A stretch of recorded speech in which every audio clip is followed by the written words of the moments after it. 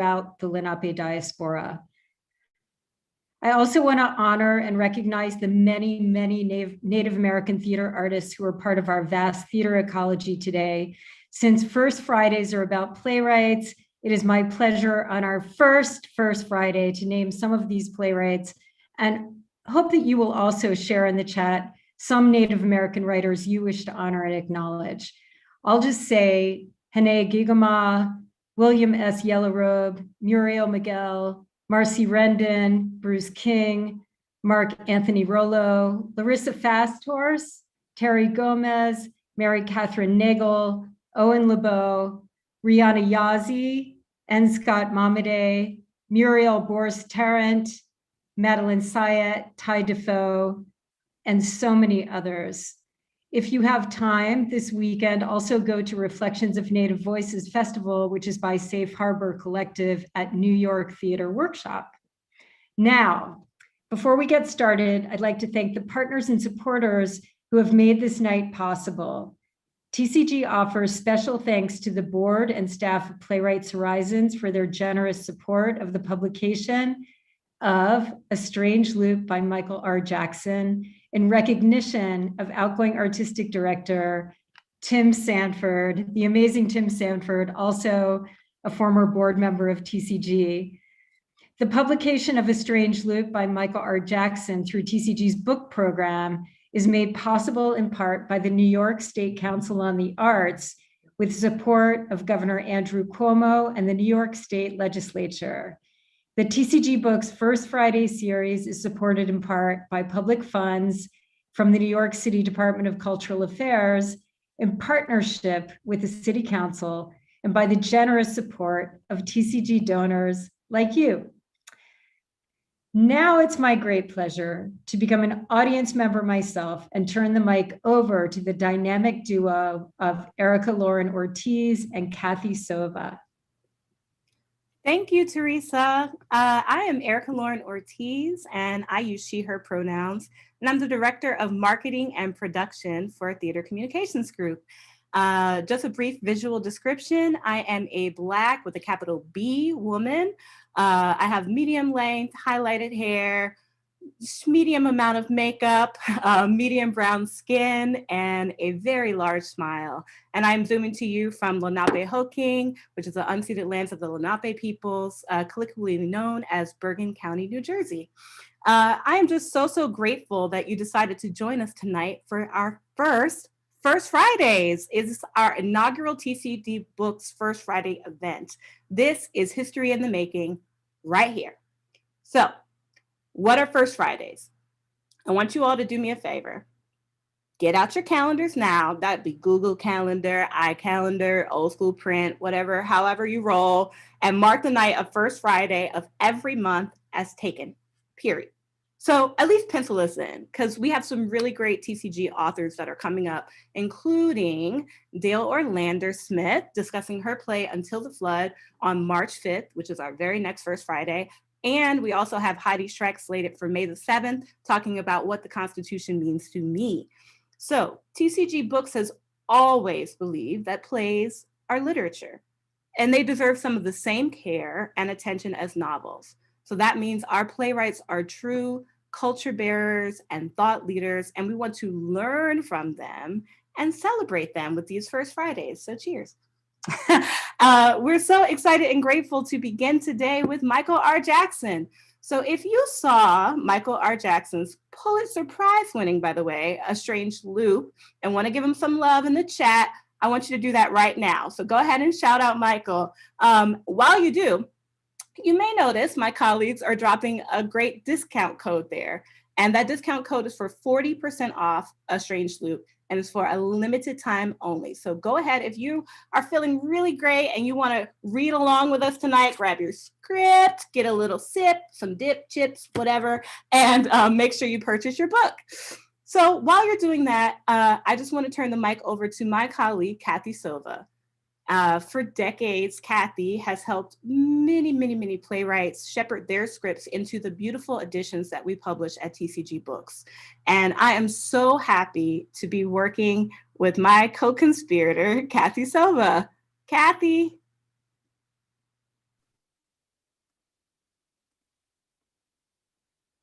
Thank you, Erica and Teresa.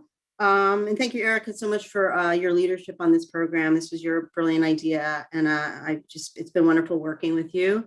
I use the pronoun she, hers. I am, to give a brief visual description, a white middle-aged woman wearing a Brandy Carlisle t-shirt because I love her. I have brown hair, which has a bit more gray in it than it did a year ago. I'm speaking to you from my bedroom / living room / office / library in Brooklyn, which is on the lands of the Lenape people. I'd like to say a little bit about TCG books, and I hope I don't take up too much of your time. But I want to stress that we commit to writers, not only a particular play. So when we offer to publish a playwright, we first, hope, of course, that they say yes. And then we commit to working with them for as long as they'll have us for the life of their careers, and we keep their books forever in print. Because of this 4 decades long commitment, we've had the honor of developing long relationships with many great writers, publishing many books for them over many, many years. So almost from the beginning of that time, maybe a little later, but I think of these as the writers from the very beginning. We've published probably about 8 books for Tony Kushner, the same for Susan Laurie Parks. We were working for Athol Fugard back in the beginning, and Stephen Sondheim, also Paula Vogel and Lynn Nottage. We've published a handful of books for all of them, and Nilo Cruz, David Henry Wong, and I'm definitely missing some people there. We commit to adding new voices to our list every year. At least 1 or 2 is our desire. So over the last, say, 15 years or so, from that initial group, we were lucky enough to develop a relationship with the late and great August Wilson. And we started working with Annie Baker, young Jean Lee, Brandon Jacobs Jenkins, Richard Maxwell, Stephen Audley Gurgis, Sarah Rule, Kiara Hudis, Tracy Letts, and also so many others. And recently we began new relationships with Jackie Siblish-Drury, Jeremy O'Harris, Dale Orlander Smith, and we have upcoming books, first books for Lauren Yee, Will Arbery, Alicia Harris, and Larissa Fasthorse. I've left out a lot of writers that we've worked with, and I do apologize. We're a small staff, and we do mostly all the editorial work in-house, and if we could, we would take on more new writers every year. We all feel there's no limit to great playwrights right now, especially just our capacity to publish all of them. If you're familiar with our books, you can see that they're high quality paper, beautiful cover stock, the versatility, there's a great versatility of the cover designs, and we use the best cover designers in the country, and our text designer is an expert at really beautifully sculpting play text, which can be very tricky. And I'm stressing this because I know it's really important to the playwrights, and it's important to us to give them a book that is designed as beautifully as a book of fiction that's highlighted in all the bookstores that we go to online or in person. And we work with our playwrights every step of the way. They have complete weigh-in for every set of galleys, the cover design. They really get to approve every component until they're completely satisfied.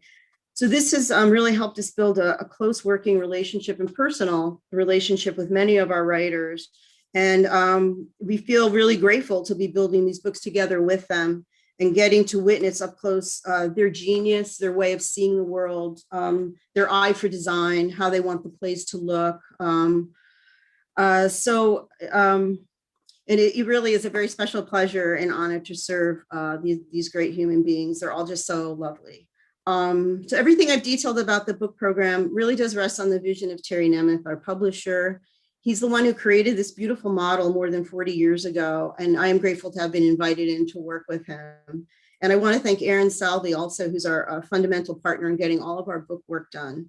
And I want to thank our leadership, Adrienne Badu and Teresa, who spoke before, for their support and love of the book program. It's really very important. And I thank Anne Monet and Corinna for all your help for tonight and with the book program as well. So I know you're all eager to turn to the great evening with Michael and Max, so forgive me for going on a bit. And Michael has numerous achievements and awards, and I know he'll continue to build that great resume. But by way of introduction, I just want to lift his bio, which is on the back cover of our books. I just think it's pretty incredible what it states, and it says, A Strange Loop is Michael R. Jackson's professional debut. It was awarded the Pulitzer Prize for drama in 2020. I just think that's phenomenal. Max Posner is also a wonderful playwright. We had the great privilege of publishing his play, The Treasurer, in American Theater Magazine a few years ago, and it premiered at Playwrights Horizons. So as stated, there's a link in the chat if you want to purchase the book, and it's greatly discounted. And I just want to thank everybody for joining us tonight. And thank you, Michael and Max, for giving up your time. And I'm really looking forward to the chat and the reading. So thank you. And thanks for humoring me.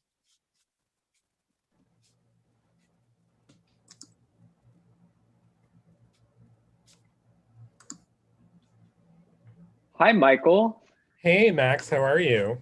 I'm great. It's so good to see you. I'm so happy to have a moment, and I'm just going to kind of talk to you like no one else is listening, because that's my favorite way to talk. How was your day? What did you do today? I didn't do anything. That sounds great. A rare day of not doing anything. That sounds beautiful. What does that look like for you? Just, do you stare at the wall? Do you stare out the window? Well, I don't have a view of anything. So like earlier this evening, Mike Walkup was complaining about my back window that has like a blackout curtain on it. And I showed him that beyond that curtain, there's just a gate. It's a gate.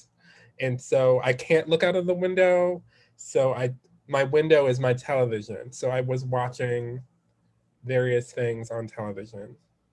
Your window is your television. That is the American condition. I mean, at this point, yeah, I'm like a 50s like dad or something. Absolutely. Well, I mean, congratulations. And truly, I feel like I have so many thoughts and feelings and questions from my experience watching this your incredible show at Playwrights Horizons in the old world. And it just is truly an honor to be in conversation with you. I don't think it's an understatement to say that Michael Jackson is a national treasure.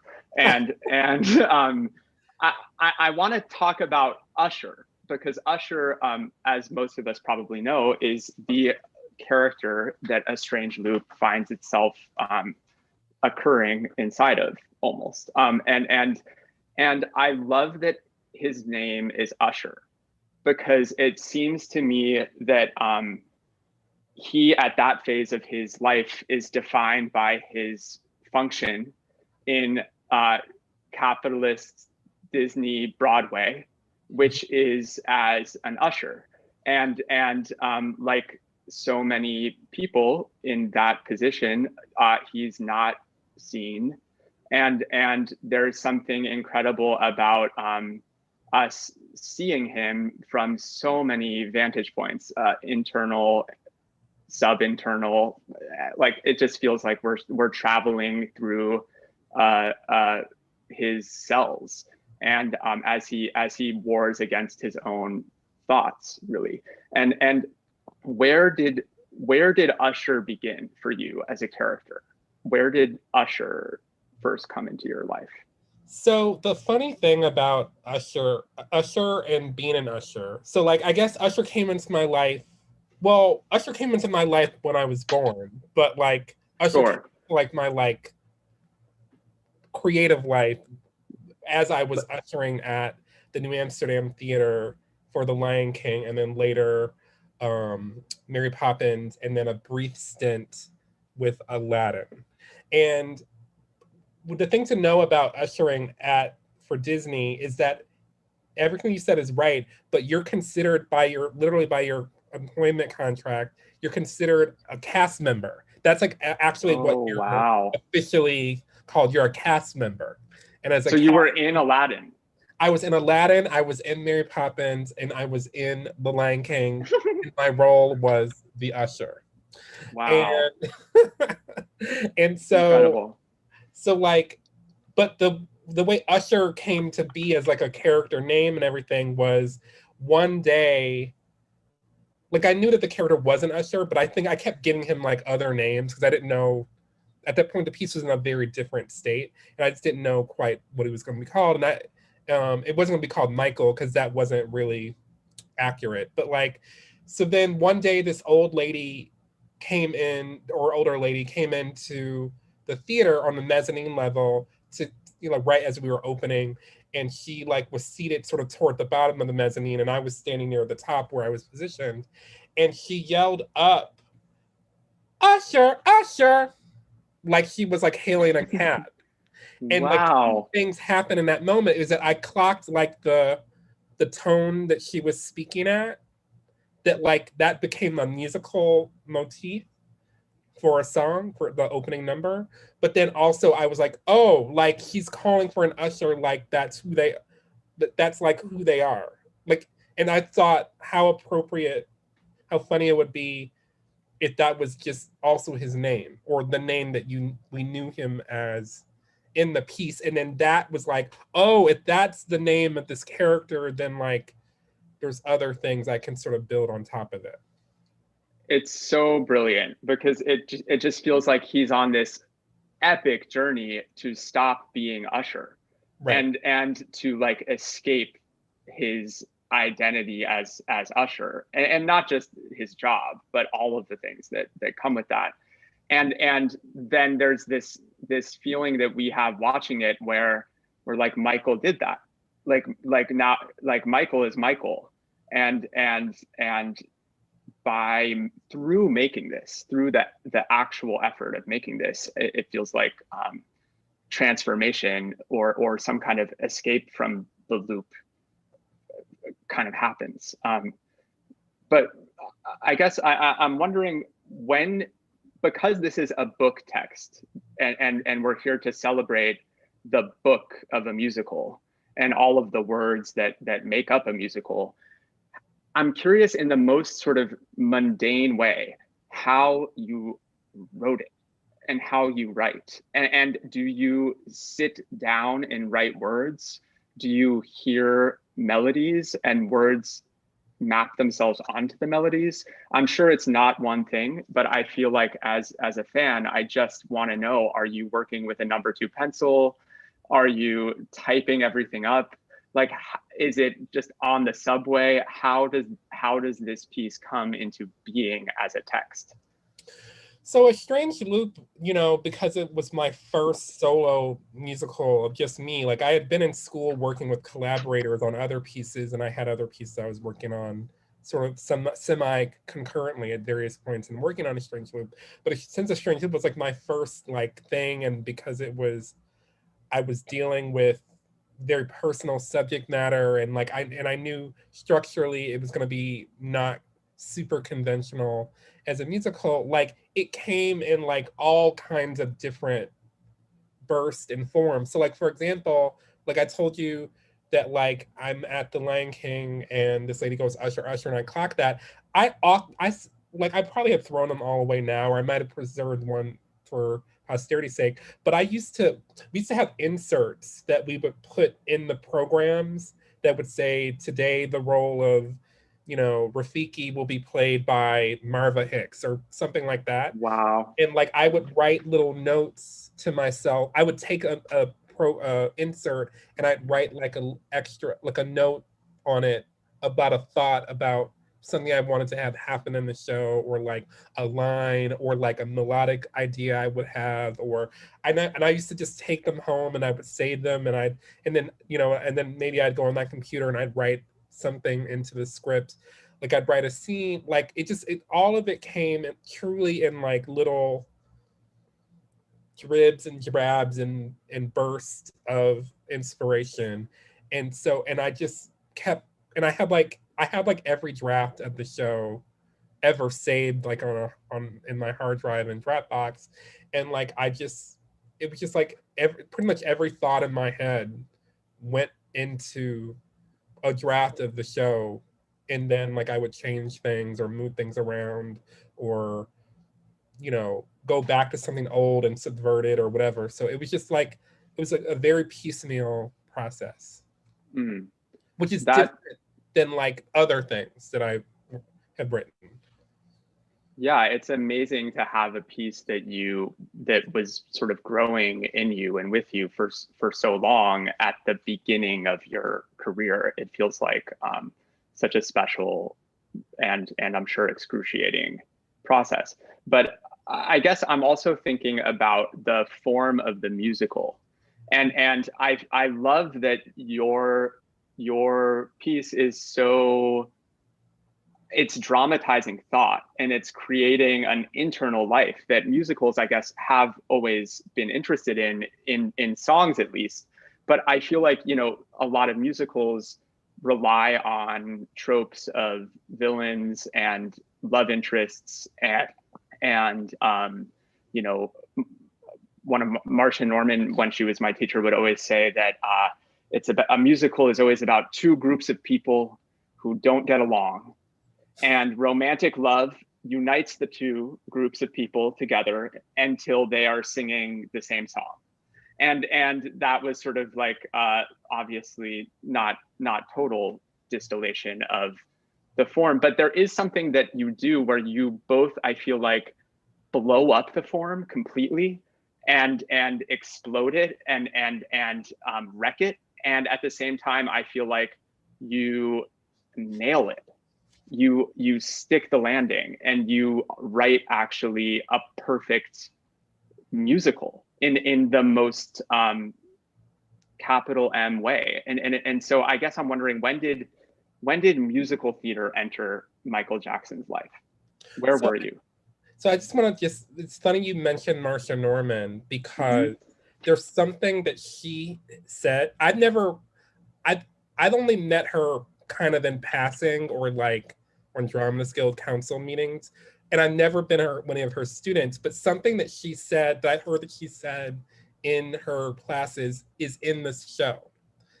And if you humor, I just want to read this one passage. Yeah. That I had. So there's a scene in the show where the guardians of musical theater centrism, sure, are giving Usher all kinds of advice. And in one of them, I think I decided one of them had to actually give him advice that was really good advice. And so that person, that was thought one, and the thought one says, well, I like your piece. I think the elements are all there, but you need to underline your structure more clearly so the audience knows when they can go home. My advice is for you to take a step back and see how the individual parts serve the whole. What's a strange loop about? Who is it for, and why does it need be? Like the idea of like when the audience, like the audience needs to know when they can go home. Like when I first heard that she said that like blew my world apart. I was like, that's such a good, that's true. That's actually true. And I like use that helped me like actually in continuing to structure the piece in a small way. But anyway, that wasn't what you asked. You asked. No, I mean, but that's amazing. I think about that all the time. It haunts me sometimes when I don't know the answer to that question. And when I was her student, I would try and rebel against it actually, and sort of say, no, I don't want to know when I go home. And I would try to do these things, and it really would never work. It would never work. And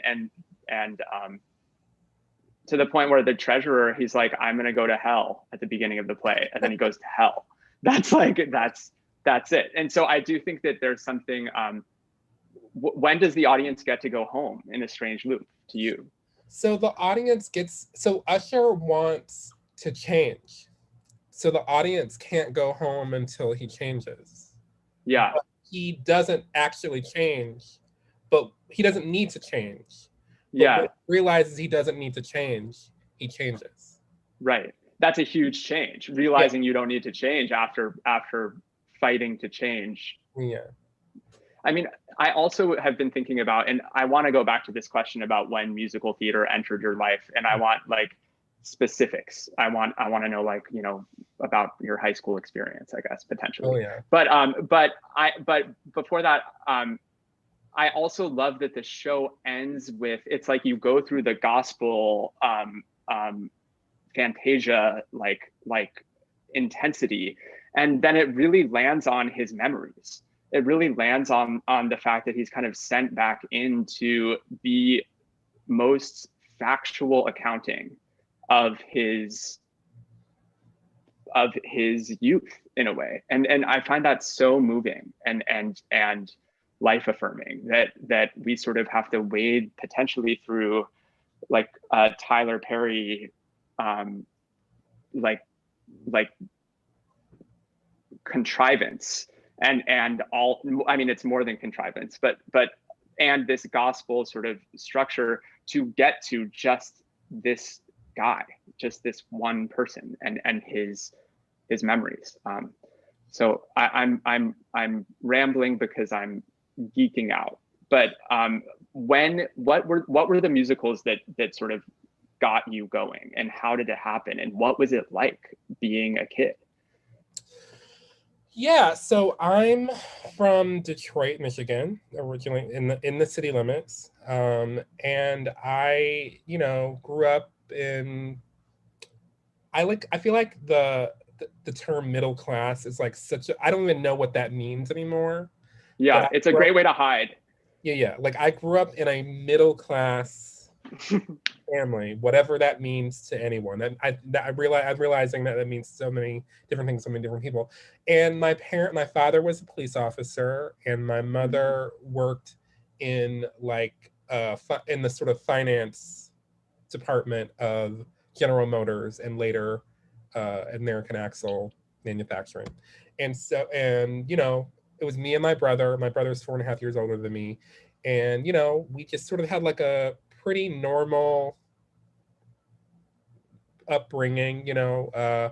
We both were my parents kept us like busy in lots of after school kind of programs. So like I was always doing something in the arts. Like from a young age, I was like either playing piano, or I was in dance class, or I was doing child acting things, or I was in a choir, or later I was doing writing workshops.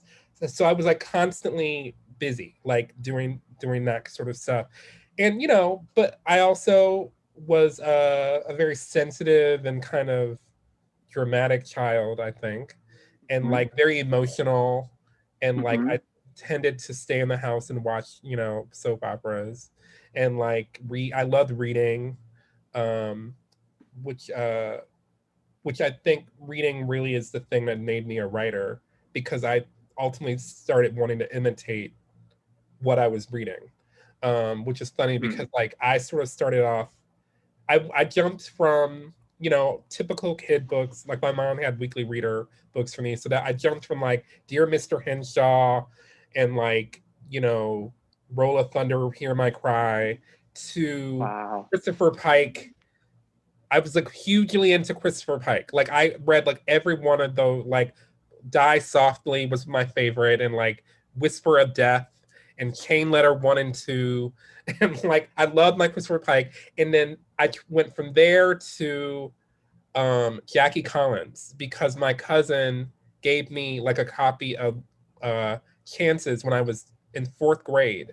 And so that was like my pornography, that I was like, but it was all literary, like Hollywood's white people having sex in Las Vegas and Hollywood. And like, and then I got caught sharing a good part with this kid at school named Ricardo Hack. And then by the assistant vice principal, Miss Jeffries, she told my father, he took my Jackie Collins novels away. And then I started reading Stephen King. And so like, and then I was really into that. And then that led me to Neil Gaiman's Sandman graphic novels, which actually changed my entire life. Which, and then I just kept doing that. And then writing and doing my child acting. I took creative writing when I was in, high school, all 4 years. My English teacher, Miss Thompson, and creative writing, I'm sorry, she's my creative writing teacher, Miss Thompson, had this incredible program named Inside Out, which is an arts program in Detroit that brings writers and residents into schools so that kids can sort of see writing as more than just a hobby, but also can be an outlet. And I really took to that. And then I remember asking her when I was in like, Miss Thompson, when I was like 14 or 15, I said, can writing be a profession? And do you think I could? I said, is it too lofty? I remember I asked her, I said, is it too lofty of me to consider being a writer as a profession? And she was like, no, of course not. And so God bless her. you know, I think it was, she came to see A Strange Loop, and it was like such an emotional moment for me, because without her, I might not have just decided to keep going. And I'm very much a poster child for teachers changed my life all the way through grad school. If I didn't have a teacher in every step of the way encouraging me to keep going, I would have just given up and done something else. But I literally, like from high school to grad school, there was always at least one teacher telling me, keep going, try this, apply to that program, that sort of thing. So one of the writers in residence at my high school is this guy named Peter Marcus, who also did a private writing workshop out of his house in downtown Detroit. And so I took that workshop. So I was like writing around the clock, like all through high school. And I was like, and he was the first teacher of mine to be like, take more risks, stop copying Maya Angelou poems, you know, and which is what I was doing at that point. And like, and that's when, and also at that point I was like realizing that I was gay. And then like that, and so then and like Tori Amos came into my life, and then that was a huge influence. And like, and Tori Amos was best friends with like Neil Gaiman, or really close friends with him. So it was this whole big thing of all these people were like inspiring me. And I was just like, I want to write like my innermost thoughts and feelings, because even though like I, you know, had a fairly normal, you know, upbringing, I still had a lot of thoughts and feelings and contradictions, and I just wanted to write all about it. And so I just was writing and writing and writing, and then that's propelled me to apply to, again, because another teacher said, have you ever thought about writing screenplays? Which I hadn't, but because she suggested that, I just on a whim applied to NYU's dramatic writing program, even though I really wanted to go to Columbia, which I was visiting during my spring break when I called my parents and they told me that I had been rejected from Columbia. But Brutal. I had gotten into NYU, which I had forgotten that I'd even applied to go there. So I, you know, but then I get to NYU to study playwriting, or dramatic writing, which I had never written a play before or anything, but I had a strong enough voice, I guess, that they took me into the program. And my plan was I was going to write for soap operas, because that's what I loved. And so I did all my internships at, you know, ABC Daytime and All My Children. But meanwhile, I was falling in love with theater. And so I just was writing plays, because at that point, then I also met Craig Lucas, who his plays like inspired me and blew my mind apart. And then like I decided when I graduated from grad school to go back to school again, and this time to musical theater, the grad musical theater writing program, which then opened up another door for me because, and again, a teacher had recommended that I apply. And that opened another door for me because the form of lyric writing in particular ended up being like the container that I had sort of been working up to all along, from even when I was in middle school. Like, but I had to learn the form of it first, because music had been a part of my life like since I was 8 years old, because that's when I started taking piano. But like the lyric writing, I was like, oh, taking a lot of ideas and condensing it down into like a sung form, that's for me. Yeah, it really is for you. And like, and Bill Finn was one of my teachers, and he was encouraged me to keep doing it and doing it my way. Like nowhere did anybody be like, no, you can't do that. You can't say that. This isn't the right way to do it. Like I was given like free reign to just try any and everything from the time I was 14 years old all the way through grad school. And I think that was a tremendous gift that I was given, because a lot of times there are teachers who can really thwart the sort of the artistic exploratory process. That's amazing. That's a real reminder of just how important teachers are. Michael, we're going to go to you to read a couple things over the course of our conversation, and maybe now would be a good time to read your first excerpt, which we can then discuss. So I'm going to disappear while you do that. You can say anything you would like about it before, but we can just chat. Yeah, so just to preface it, this is a scene from A Strange Loop. where Usher has just visited his doctor for a physical, and his doctor then is like upset with him because he's not having enough sex and encourages him to go into all of the grinder and Adam for Adam and all of that. And he does that, he faces lots of rejection, and then that lands him on the train, where I'm gonna read the stage direction, where it goes, Usher steps onto a subway car, sits on the end of a 3-seater, and notices Thought 3, wearing a matching tank top and neon-colored gym shoes, engrossed in something like Between the World and Me or The New Jim Crow. Thought 5 enters, messenger bag akimbo. He sits next to Usher, who reviews a draft of A Strange Loop. Silence. Thought 5. What's a strange loop? Huh? Oh, sorry, I didn't mean to peek over your shoulder. Oh, it's just the name of a musical I'm working on. You write musicals? Yeah? Awesome. Did you see Hamilton? I'm poor. Fair, fair, fair. I only got to see it because I used to date one of the King Georges. Yay, King George. So, A Strange Loop. What's the significance of the title? Well, don't fall asleep, but it's a cognitive science term that was coined by this guy named Douglas Hofstadter, and it's basically about how your sense of self is just a set of meaningless symbols in your brain pushing up or down through one level of abstraction to another, but always winding up right back where they started. It's the idea that your ability to conceive of yourself as an I is a kind of an illusion, but the fact that you can recognize the illusion kind of proves that it exists. I don't totally get it, but it's also the name of this Liz Phair song I really love. Originally, I was going to use a bunch of her songs in the show, but then she wouldn't give me permission. Her spirit lives on in the piece in other ways, though. That is so funny. Liz is an alum of my high school, New Trier in Winnetka.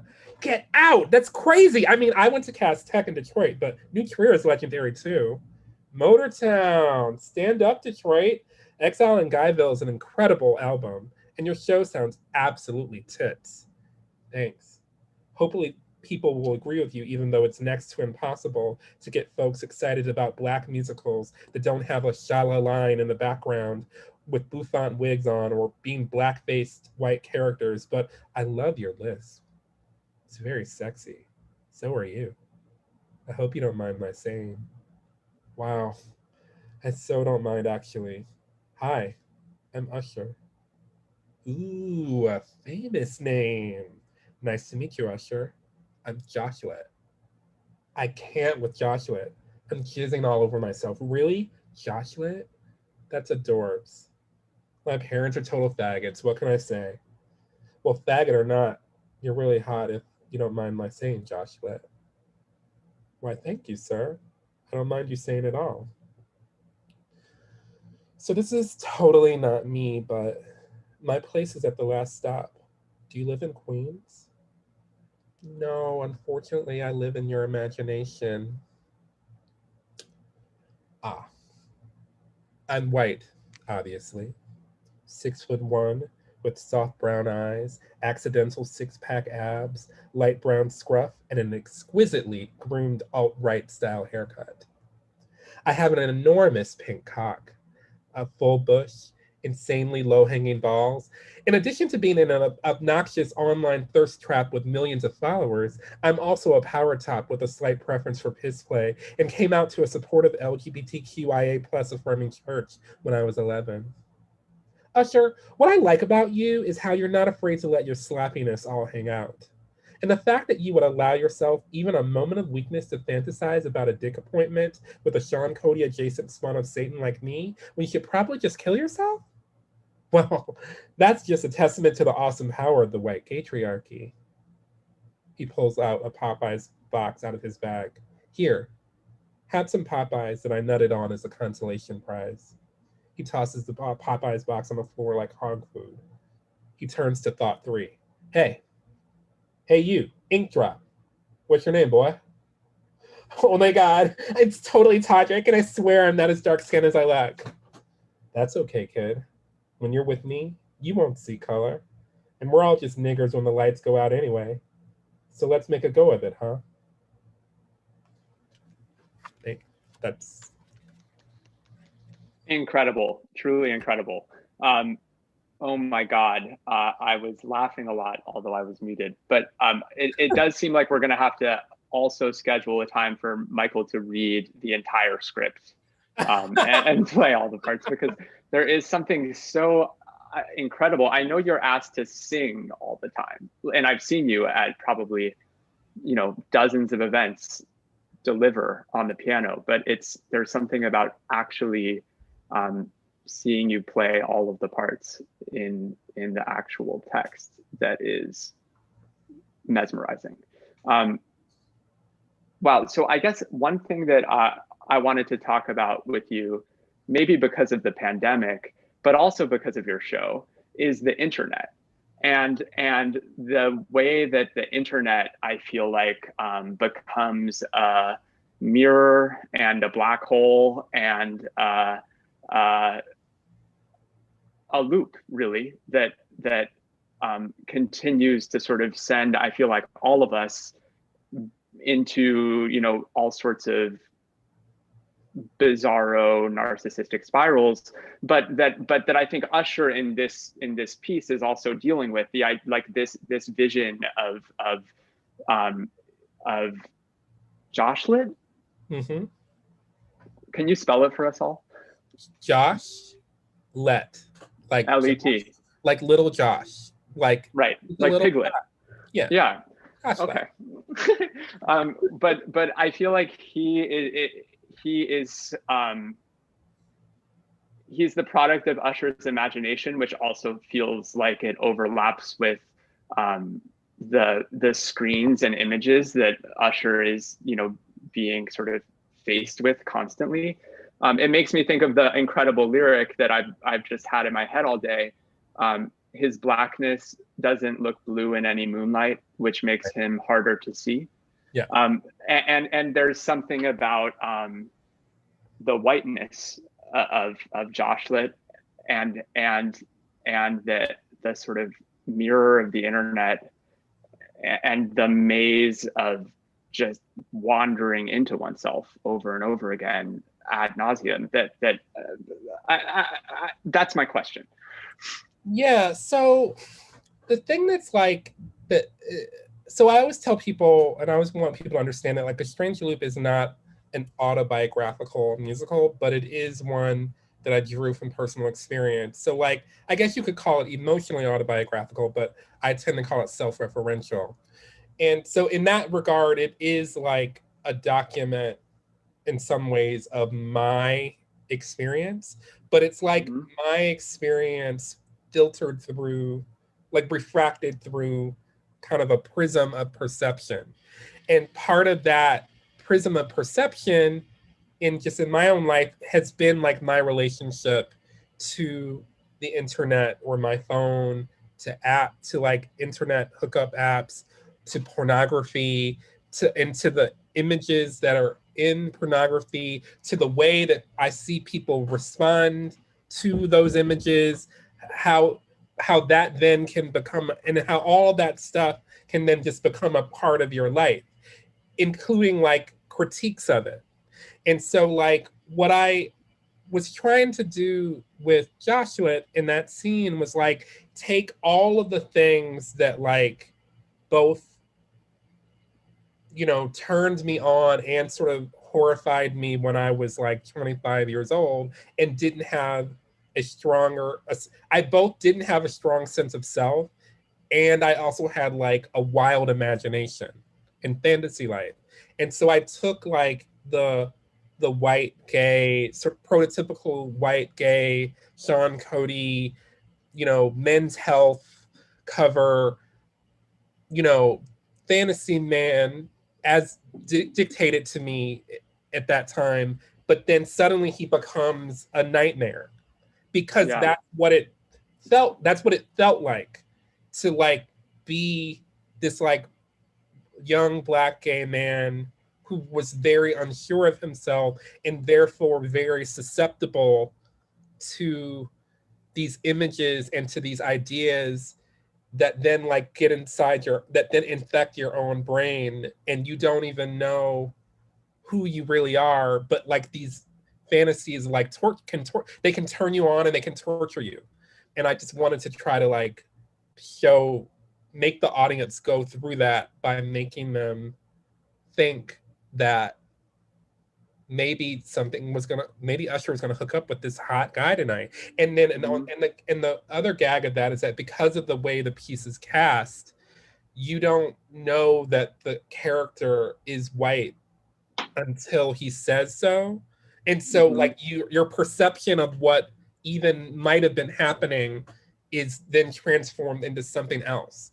But then you also don't know until the white character tells you that the third character is black, and that he's a kind of black that is not Usher.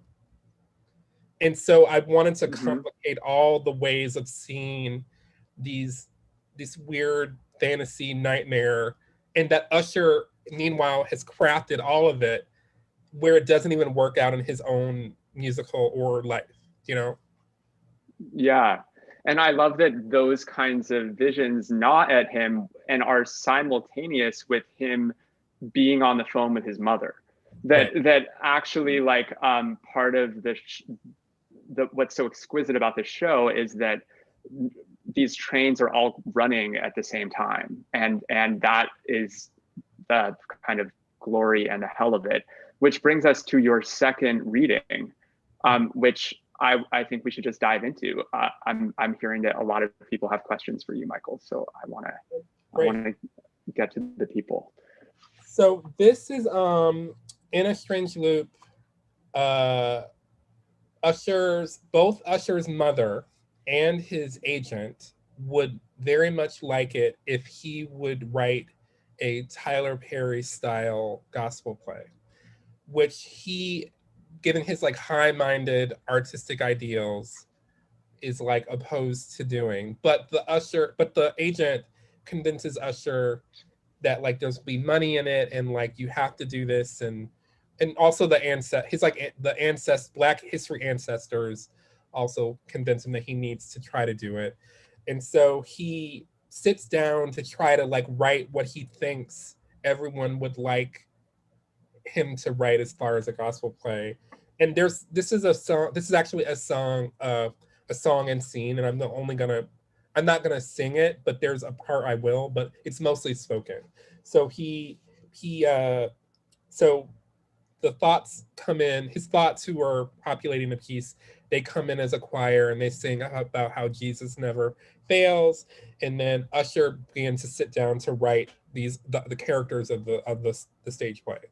So he starts off as the character Aunt Patty. He goes, Shanita, Michelle, I done made some tater salad. Come on now, I done put my foot in this. Then he's her crazy cousin Shanita. Uh-oh, Aunt Patty, I love me some tater salad now, and I'm hungry as hell. As Aunt Patty. Your fast behind ain't hungry for nothing but a crack rock and a stripper pole. Go wash your hands. As crazy cousin Shanita. Aunt Patty, only God can judge me, and he seems quite impressed. So don't come for me, unless I twirl for you. Then Aunt Patty talks to cousin Shell. Shell, what wrong, baby? You ain't eating up your tater salad. Oh, Aunt Patty, how can I eat tater salad when there's no ring on my finger? Michelle, girl, you need to forget about that ring and learn how to drop it like it's hot. Fix it, Jesus.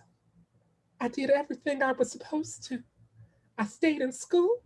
I kept my legs closed. I was faithful and paid my tithes and offering because Mark 12:17 says, render unto Caesar the things that are Caesar and render to God the things that are God's. God say, bitch, better have my money right here. I'm gonna pop you in the face of one of my world famous patty pies. Did somebody say patty pie? I'm hungry as hell. I wore flesh-colored stockings. I got a perm, then a wig that I put on top of my perm as a protective style. I became a high-powered vice president of a bank, but I'm still so lonely. Oh, baby, rest your head on Aunt Patty's bosom. When is it my turn to walk into a room and say, I's married now, Miss Seeley? Well, have you prayed? I get down on my black knees every night. I know what I do down on my black knees, girl, okay? Well, if you're getting down on your knees and the Lord isn't blessing you the way you think he ought to, then maybe you don't know how to pray. Maybe you don't know how to pray. In times like these, you gotta get down on your knees and ask him for the word you should say. And I know that you feel like your cousin Shanifa doing better than you because she be out there prostituting herself to these men who be touching her own vagina. And I know that you feel like your cousin Sheree doing better than you because she got herself the money to build herself a chateau in Atlanta. But remember, Proverbs 31:10 says, who can find a virtuous woman? For her price is far above rubies. So keep your knees bent in prayer, and the Lord thy God will send you a light-skinned man with no education who will put you in the split-level mansion of your dreams, Shell. And Patty, all I really want is a ring. Maybe the devil got your ass in a sling. On times, days like these, you like you trapped on a trapeze, and you don't know what these stupid paper doll characters should sing. Beautiful, incredible.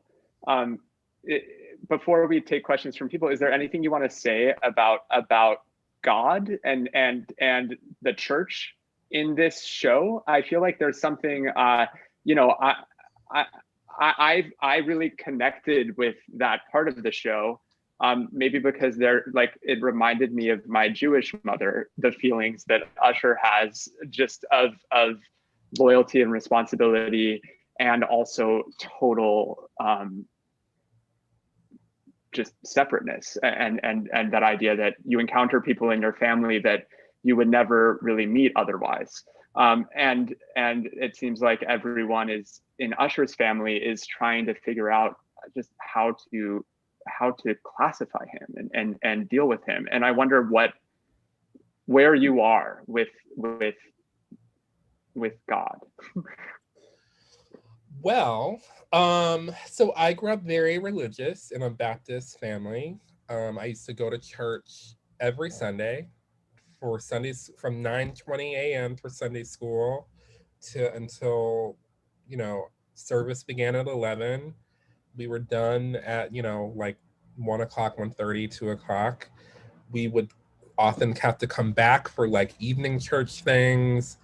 I played piano for multiple choirs. My mother was for president of the Mission Society for a while. My dad was a trustee. My grandfather had been a trustee. My great uncle was the deacon. I was vacation Bible school every Sunday or summer. Like it was church. And I think that I always tell people that actually the first place I learned about theater was at church, because it was both the presentational aspect of just being in that kind of ceremony or pageantry, but it was also the behind the scenes aspect of it, where you learn the real tea about what was going on with everyone and the gossip, and that was also theater. And so my family, it was a very loving family, but we had some hard times, especially once I came out as gay, because that was very much not approved of, in our middle class Black Baptist lives. And so, because I was a burgeoning artist and writer, I was also then questioning a lot of everything, including feelings about God. And so I guess, what I would say about that is I believe that there's a higher consciousness. It doesn't matter to me what anyone calls it. And even the absence of it, if someone doesn't believe in it, it's still, there's I don't know, I still believe in something, because I feel because I'm a writer, I believe that I sprang from creation, but I'm not into organized religion, and I'm not interested in returning to any of the sort of structures that I had to go through as a kid, except that I would say theater has I took all the things that I liked about church, and that's theater. Mhm. And so I always want theater in my life because theater is a place of like transformation, which Mhm. church is supposed to be, but it has so many, for me, um, conditions and value judgments that feel more restrictive than and destructive than constructive. That's my Mhm. experience of it. So like my place that me and God are cool. I don't call God. Yeah. We're in a good place as far as I'm Right. concerned. That seems like a exciting place to be. Yeah. And I just think about the lyric at the end of your show about all the Black gay boys who chose to go on back to the Lord. Right. And the idea that actually part of Usher getting out is moving forward and not back. So I think that is a lot for us to talk about, and there are questions from the watchers, the viewers. Hey, so there are questions from the viewers. First of all, thank you all so much, and especially you, Michael, for taking these words off the page.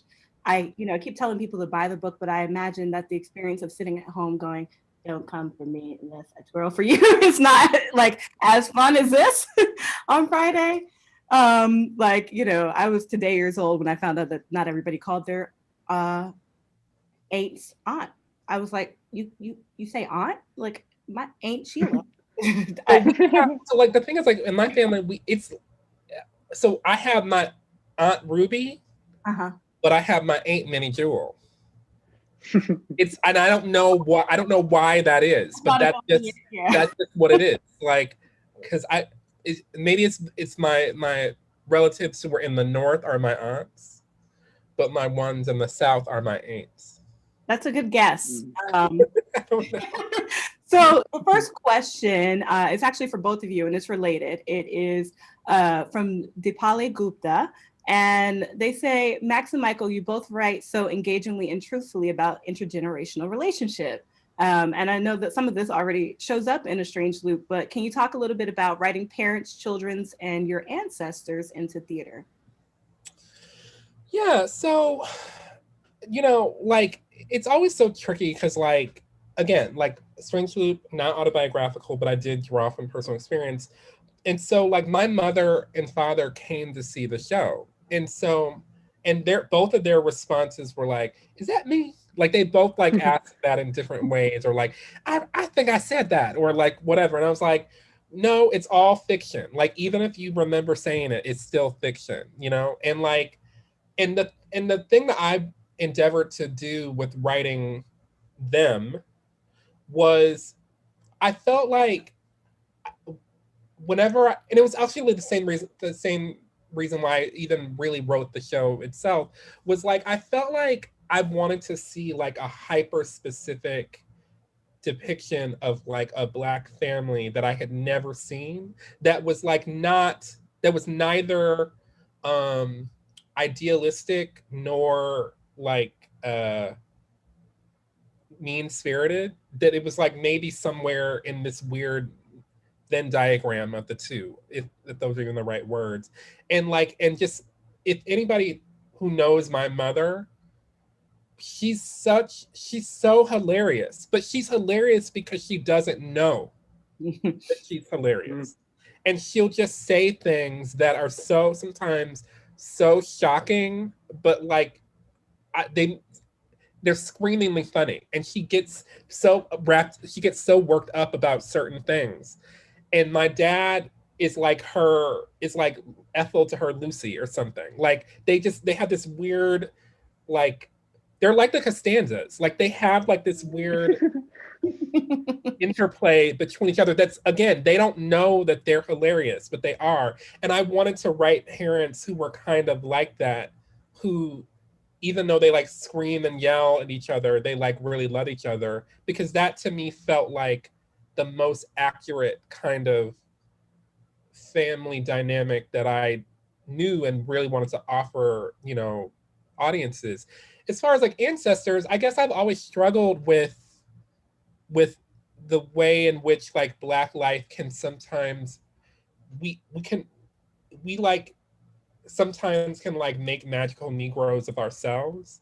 And so I wanted to kind of like, you know, subvert that in a way by like taking like these sacred Black history icons and making them defend Tyler Perry and like excoriate Usher, because they're, to me, because we don't know what any of these people, we don't know what Harriet Tubman's like artistic taste was. We don't know if like James Baldwin would have actually liked Meet the Browns. And so like, I just thought like, how fun would it be to like make my ancestors have these like personalities that remind me of my own family, my own actual family. And in that way, it's not, I'm not idealizing them and I'm not stripping them of their humanity by like making them magical Negroes. So that's sort of how I look at it, or look at it in A Strange Loop. I mean, in other pieces I might do have different take on it. Yeah, that's interesting, because sort of like the weight of the ancestors talking. Yeah, like when I met Rosa Parks when I was 11 years old, because she like lived in Detroit, and like toward the end of her life, she like someone like broke into her house. It was very sad. Like it didn't seem to me from where I was looking like she was very well taken care of by the forces that you think that would take good care of her. But when I met her, I like shook her hand, and I remember being like, oh, she's just like an older lady. Like she's like my grandmother. There was nothing, like she wasn't like extra regal, or like she wasn't Captain Planet. She was just like a nice lady. I met Ben Carson when I was 12. Me too. When I was at a spelling bee. He was at a spelling bee? Yes. I forget. I don't remember why. He was just watching? No. It was a spelling bee.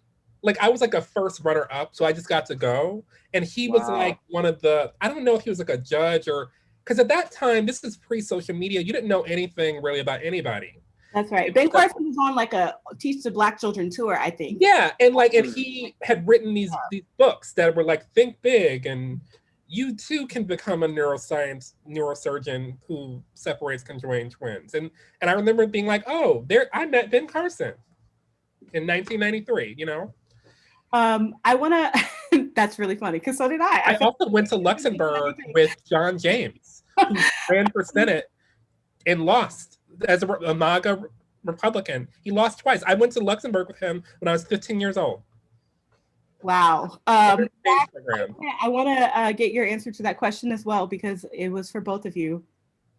Well, I just quickly, I think that one thing that that family is slippery, and they exist as real people that are you know, full human beings, but they also live inside of all of their family members as voices in their heads, and pressures, and support, and love. And so I think I'm just really interested in kind of pulling the skin off, and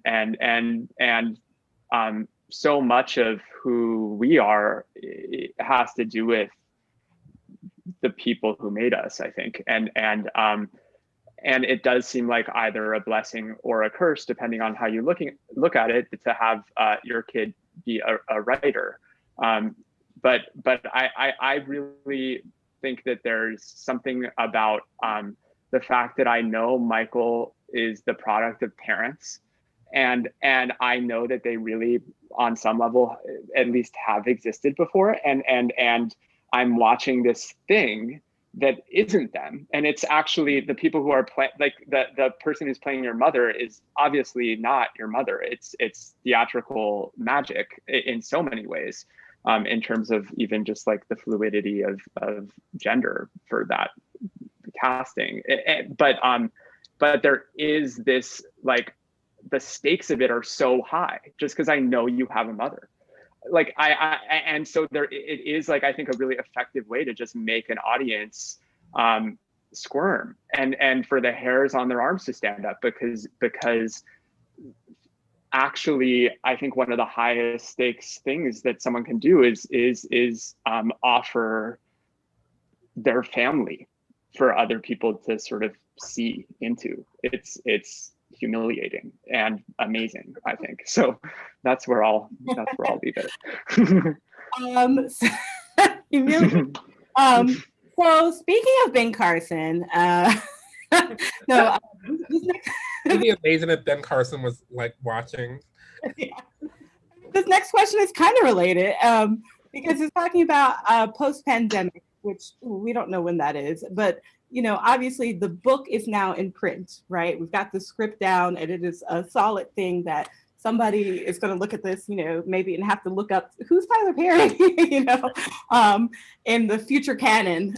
So the question was in post-pandemic, but I will add to that, just post-publishing of this play, will you be revisiting the text if you feel that it's needed? Yeah, so I would say writing is rewriting. And so there are definitely some things that I'm going to continue to tinker with. They're not major overhauls at all. And I definitely don't really intend to update anything. I sort of have like made my peace with like this musical being a document of its sort of time.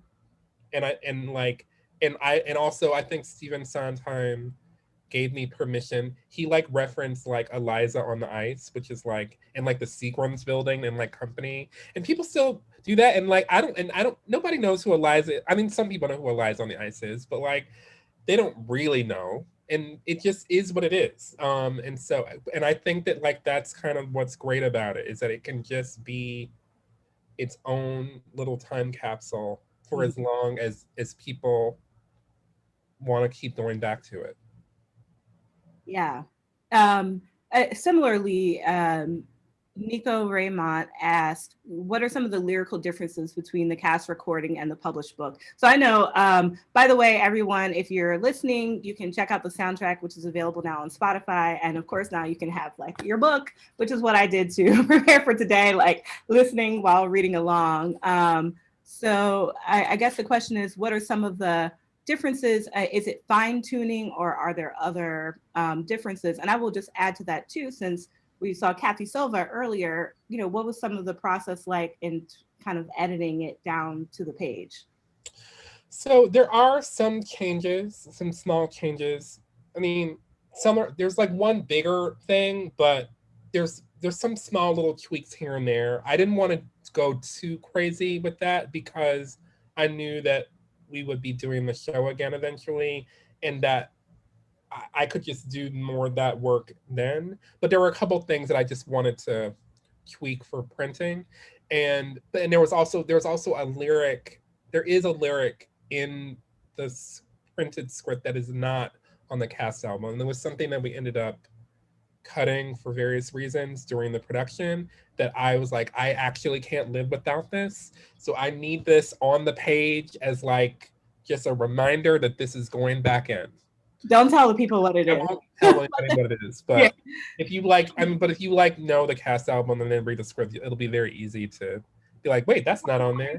And the first person to find it, I'll send you a copy of A Strange Loop. And then as far as like working with Kathy, this is the first time I'd ever worked with an editor in this way.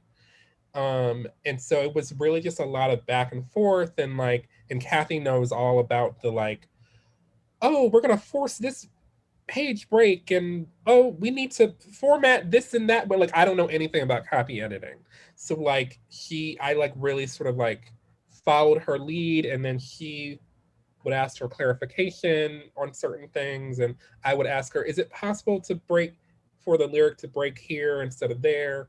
Just because like I didn't even realize until I was doing it that I would be as particular about how it was laid out on the page. And so this was very much, I feel like, my maiden voyage into, if I ever have anything else printed, of like being conscious of like, oh, it's going to be printed on a page and this is how it's done. And so I found that to be really educational and exciting.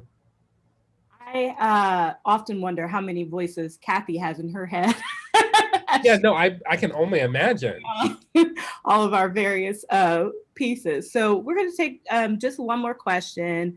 And this is from a university professor And he says, do you have any thoughts to share for any non-musical theater young folks who will now be experiencing reading your piece and listening to it? Do I have anything for non, wait, can you say that one more time? Yeah, so they this is a teacher particularly is teaching a course in multiculturalism in musical theater. And they'll be reading and talking about A Strange Loop. So just asking for any of the young folks who will be experiencing the piece, anything that they should note. Well, I mean, this is not, I'm only mentioning this just because it just happened not too long ago. So there was an author, a writer for the New York Times who wrote this piece about artists, how artists met the Trump era or whatever, and she referenced A Strange Loop as being part of that, and I had to very quickly correct the record on Twitter to let people understand. I began writing A Strange Loop around 2002, and that's during the first George W. Bush term. I continued to work on it in the second George W. Bush term, continued to work on it in the first Obama term, continued to work on it in the second Obama term, and then had my first reading at Playwrights Horizons on November 11th, 2016, 4 days after Trump was elected.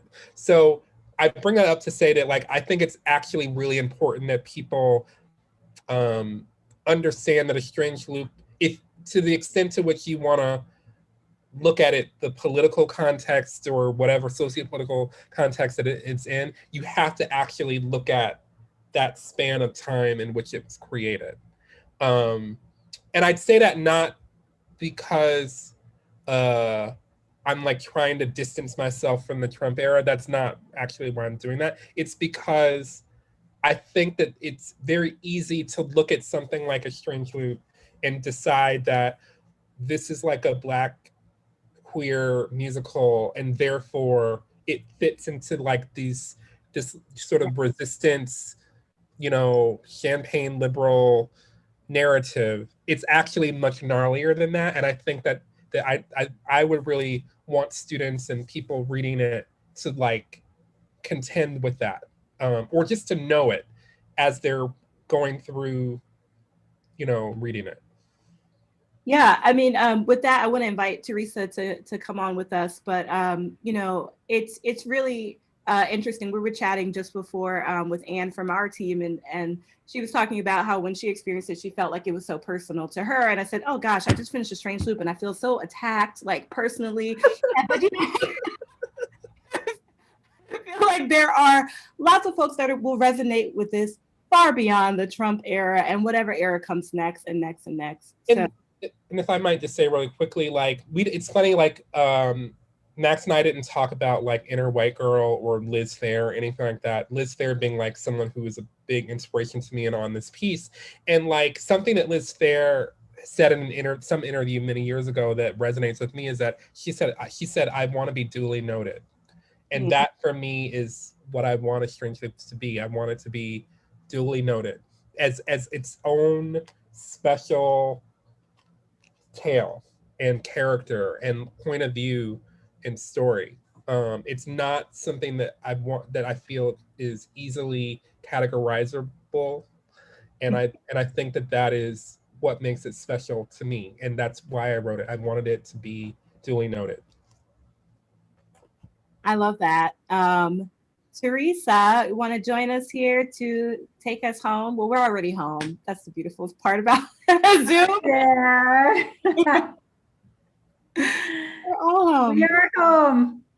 Thank you. Michael, you are duly noted.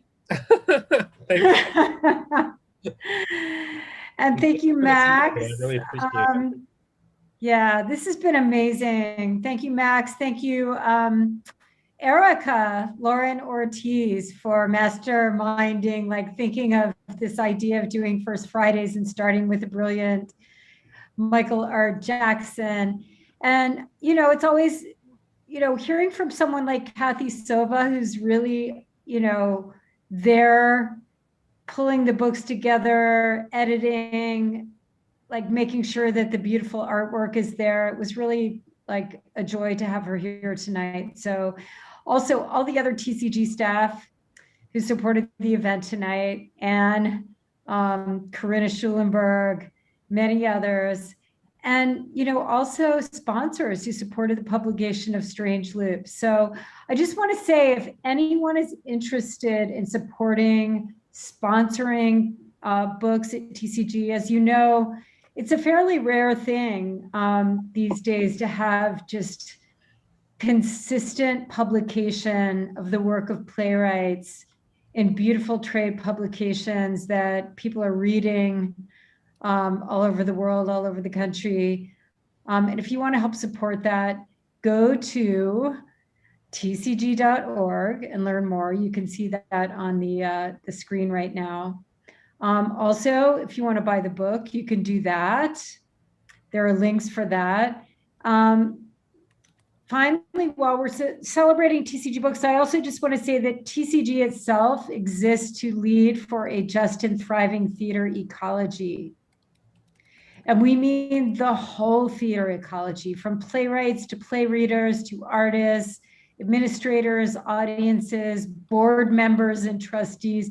If that's you, and I know it is, please visit tcg.org to learn more about our work and support the publication of brilliant work like The Strange Loop. There is tcg.org/donate, where you can do that, donate. And we'll see you again on March 5th. We'll be joined by Dale Orlander Smith, and she'll talk about her play Until the Flood. Until then, we'll see you. Thank you so much. Thank you. Like another hurdle that won't get out of his way. His inner